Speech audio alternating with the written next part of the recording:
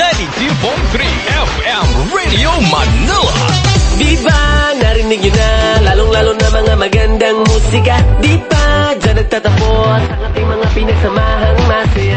Mas pinapalawak para mga Pilipino kasama, naglilingkod dahil buong bansa ay iisa. Music Radio, lagi ka pinapakinggan kahit saan, kailanman. My favorite music